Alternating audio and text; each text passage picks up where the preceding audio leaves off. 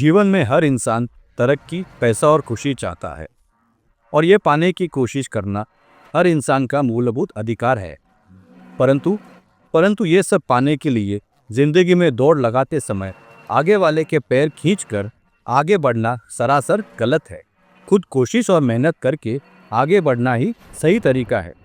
आगे वाले की लाश पर चलकर अगर आप आगे बढ़ते हैं तो अंजाम बहुत ही भयानक हो सकता है। समीर और रमेश एक बड़ी कंपनी में काम करते थे। दोनों का ओहदा बड़ा था। इसके बावजूद रमेश सभी से प्यार, विनम्रता और अपनेपन की भावना से पेश आता। समीर को छोटे लोगों के साथ रमेश का ये व्यवहार अच्छा नहीं लगता था और वो उसे बार बार टोकता था। आज बॉस ने दोनों को एक साथ बुलाया था। बॉस काफ़ी परेशान नजर आ रहे थे। उन्होंने अपनी बढ़ती उम्र के कारण अधिक काम करने में असमर्थता प्रकट की और कहा कि वे सीईओ का जिम्मा किसी और को सौंपना चाहते थे। समर के मन में लड्डू फूटने लगे। उसे पूरा यकीन था कि बॉस उसी को नया सीईओ नियुक्त करेंगे, क्योंकि अनुभव और शिक्षा की दृष्टि से वो रमेश से आगे था। किंतु बॉस ने रमेश को ही सीईओ बनाया। समर मन ही मन आग बबूला हो गया। उसने निश्चय कर लिया कि वो किसी भी तरह रमेश को अपने रास्ते से हटा देगा।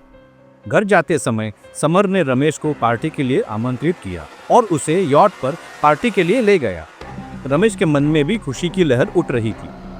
तभी समर ने अपनी नाराजगी जाहिर की और देखते ही देखते उसने रमेश का सिर धड़ से अलग कर दिया और धड़ को पैर की ठोकर से समुद्र में डाल दिया। उसी समय समुद्र किनारे एक साधु यज्ञ कर रहा था। इतने में लहरों पर सवार होकर एक सिर उसके सामने आ गिरा। सिर की आंखों में साधु की आंखों ने उसके साथ कैसा अन्याय हुआ है ये समझ लिया। प्रभु की इच्छा लाई है तुझे मेरे पास। उन्हें भी न्याय चाहिए, तुझे भी न्याय चाहिए। मिलेगा, न्याय मिलेगा। उसने रमेश को पुनर्जीवित किया और कहा, जा बालक, न्याय कर। न्याय करते ही अपनी दुनिया में वापस चले जाना। इधर समर ने ऑफिस में जाकर रमेश के गायब हो जाने की खबर बॉस को सुनाई। बॉस को ये बात बिल्कुल भी अच्छी नहीं लगी। उन्होंने कहा, लगता है सीईओ की पोस्ट मिलने का पता चलते ही उसने अपनी असली रंग दिखाने शुरू कर दिए हैं। कहीं किसी 5 स्टार होटल की रूम में पड़ा होगा शराब पीकर। खैर, वक्त को यही मंजूर था कि सीईओ रमेश नहीं तुम बनो, और उन्होंने समर को सीईओ बना दिया। समर खुशी से फूला ना समाया। उसने ऑफिस छूटने के बाद बहुत शानदार पार्टी का इंतजाम किया। देख जानी, ये मेरा प्रमोशन डे है। सब कुछ बहुत ही बढ़िया होना चाहिए, कुछ एवरेज नहीं होना चाहिए, समझा? सीईओ की अनाउंसमेंट है, सीईओ की, ठीक है?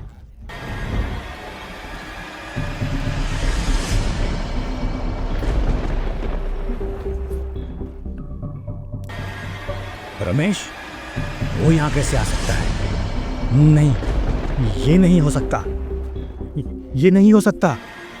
हैरान हो कि मैं यहाँ कैसे आ गया? हाँ, तुम तो मर चुके थे। फिर मरने मारने का हक तेरे पास नहीं है, ऊपर वाले के पास है।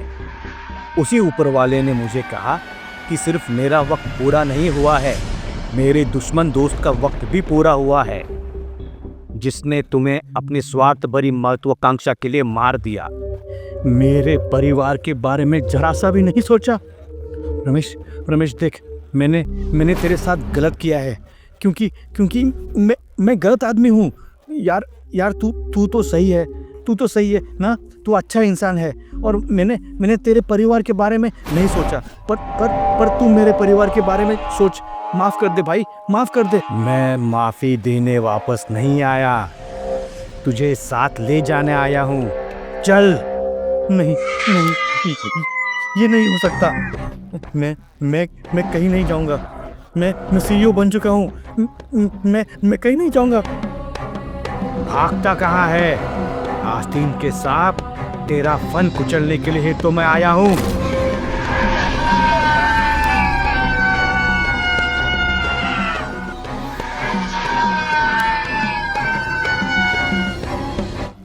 लालच, जलन और स्वार्थ से भरी सभी महत्वाकांक्षाएं हमेशा से बुरी होती है।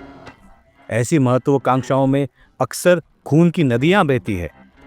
अगर आपके दिल में भी साम दाम दंड भेद की नीति अपनाकर आगे बढ़ने की महत्वाकांक्षा है तो उसे त्याग दो, वरना अघोरी कभी भी न्याय करवा सकता है।